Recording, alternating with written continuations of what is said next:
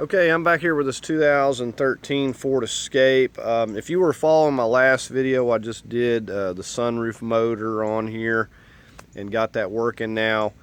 As it turned out, right after I got that done, I had an issue pop up immediately where I would get in the vehicle, the traction control would kick on, say it turned the hillside assist, the 4x4 was disabled, and it would be like a 10 or 15 second delay before you could actually take off and start driving, which could be dangerous. So basically making the vehicle undrivable, in any situation. But it was doing it every time I tried resetting the code. I tried unplugging the battery and the same thing would come up every single time.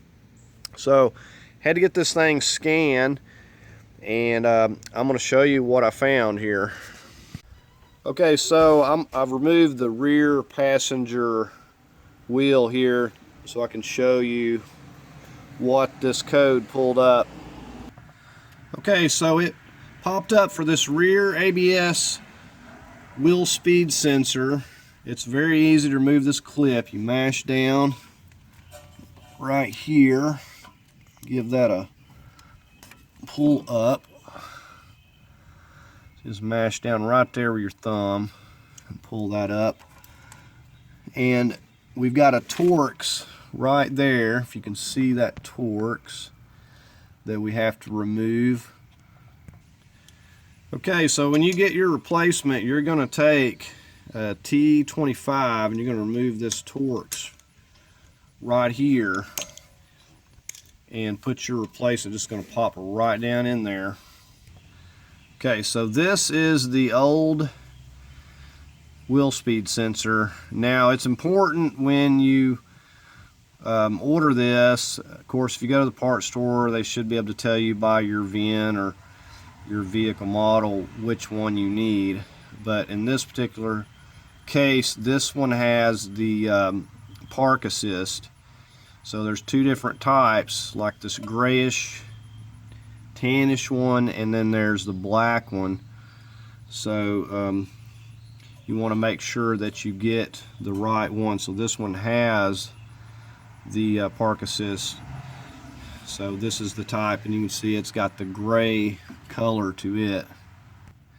And apparently these fail a lot, so if you run into this situation, you can save yourself some money if you got a way of figuring out which one of these it is. Of course, you could, if you don't have the type of scan tool.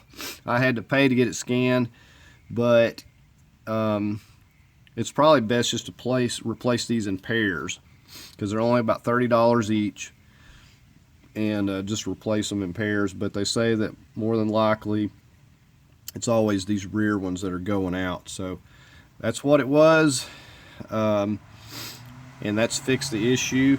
It was just coincidental that it went out at the same exact time that I was doing the sunroof. I unplugged the battery, and for some reason that went out at the same time, and it kind of threw me for a loop. I was thinking that it had something to do with what I was working on, but it just so happened that it went out at that particular time.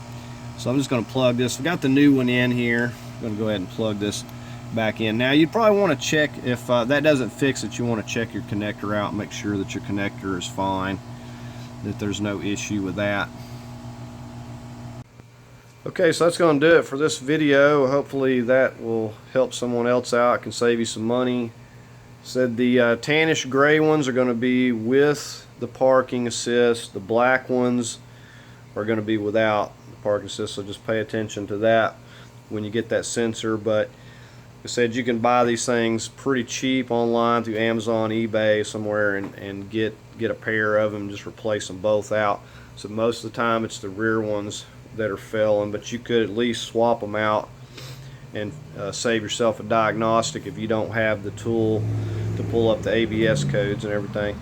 So anyways, hopefully I can help someone else out and save you some money and time. And if you found the video helpful, please give it a thumbs up. If you'd like to leave a comment, please do so. As always, I invite you to subscribe, and thanks for watching.